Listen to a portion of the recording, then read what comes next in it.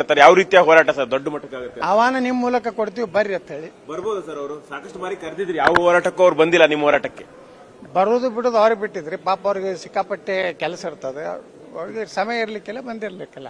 Sir ನಿನ್ನೆ ರಾಜ್ಯಾಧ್ಯಕ್ಷರು ಅಮಿತ್ ಶಾ ಅವರನ್ನು ಭೇಟಿ ಆಗಿದ್ದಾರೆ. ಏನಿರ್ಬೋದು ಸರ್ ನಿಮ್ಮ ಮೇಲೆಲ್ಲ ದೂರು ಕೊಟ್ಟರು? ಏನೋ ಅದೇನೋ ಜನವರಿ 1 ಹತ್ರ ಏನೋ ಹೊಸ ವರ್ಷ ಹತ್ರ ಅದಕ್ಕೆ ಹೋಗ್ಯಾರ್ರಿ ಅಷ್ಟೇ. ನಮ್ಮ ಹೊಸ ವರ್ಷ ಅಲ್ಲ ಅದು, ನಮ್ದು ಉಗಾದಿ. ನಾವು ಉಗಾದಿಗೆ ಭೇಟಿ ಆಗ್ತೇವೆ ಅಮಿತ್ ಶಾ ಹೊಸ ವರ್ಷವಾಗ. ನಾವು ಭೇಟಿಯಾಗಿ ನಾವು ಒಂದು ಪುಷ್ಪ ಕೊಟ್ಟು ನಿಮ್ಮ ಟಿವಿ ಒಳಗೆ ಬರಂಗ ಮಾಡ್ಕೋತೀವಿ. ಸರ್ ಈಗ ಹೊಸ ವರ್ಷಕ್ಕೆ ನೀವು ರಾಜ್ಯಾಧ್ಯಕ್ಷರು ಬದಲಾವಣೆ ಆಗಬೇಕು ಅಂತೇಳಿ ಹಿಂದೆಲ್ಲೂ ಕೂಡ ಒತ್ತಾಯ ಮಾಡ್ತಾ ಇದ್ರಿ. ಈ ವರ್ಷ ಏನಾದ್ರು ರಾಜ್ಯಾಧ್ಯಕ್ಷರ ಬದಲಾವಣೆ ಆಗಬಹುದು ಅನ್ನೋ ನಿರೀಕ್ಷೆ ಇದೆ ಸರ್? ನಮಗೇನು ಗೊತ್ತಾರಪ್ಪ, ಅದು ಮ್ಯಾಗ್ ಏನ್ ಮಾಡ್ತಾರೆ ಗೊತ್ತಿಲ್ಲ.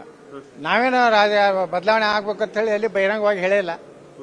ಒತ್ತಾಯ ಅಂತಿತ್ತು ಒಳಗಡೆ ನಿಮ್ಮ. ಯಾಕಂದ್ರೆ ನಾವೆಲ್ಲ ನಿಷ್ಠಾವಂತರಿದೀವಿ, ಬಹಿರಂಗವಾಗಿ ಮಾತಾಡೋದಿಲ್ಲ.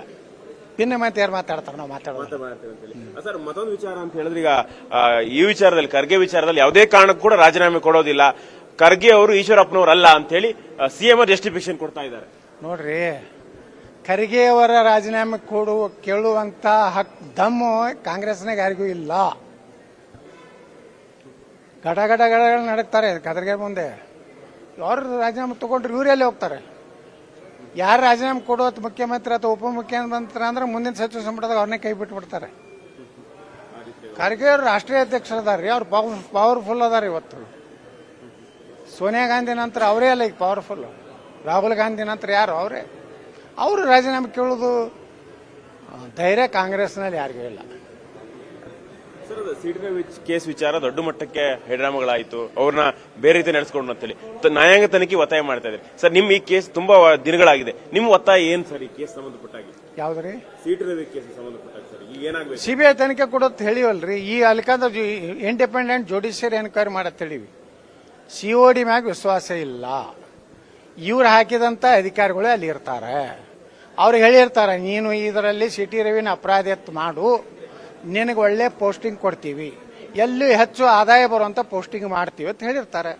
ಈಗ ADGP ಅಲ್ಲಿ ಹಿತೇಂದ್ರ ಅಂತೇಳಿ ನಮ್ಮ ಪಂಚಮಸಾಲಿ ಹೋರಾಟ ಮ್ಯಾಗ ಲಿಂಗಾಯತರ ಮೇಲೇನು ಲಾಠಿ ಚಾರ್ಜ್ ಆದತ್ತಲ್ಲ, ಇನ್ನೊಂದು ತಿಂಗಳದವ್ ನೋಡ್ರಿ ಅವ್ರು ಬಹಳ ಒಳ್ಳೆ ಪೋಸ್ಟ್ ಕೊಡ್ತಾರೆ. ಗಡೇಕರತ್ ಒಬ್ಬ ಪೊಲೀಸ್ ಇನ್ಸ್ಪೆಕ್ಟರ್, ಅವನಿಗೆ CM ಕರೆದು 10,000 ಬಹುಮಾನ ಕೊಟ್ಟಿದ್ದಾರೆ. ಅವನು ನೇರವಾಗಿನೇ ಸಾಧ್ಯ ಇದ್ರೆ IPS ಮಾಡ್ಲಕ್ ಬರ್ತಿದ್ರು ಮಾಡ್ತಾರೆ.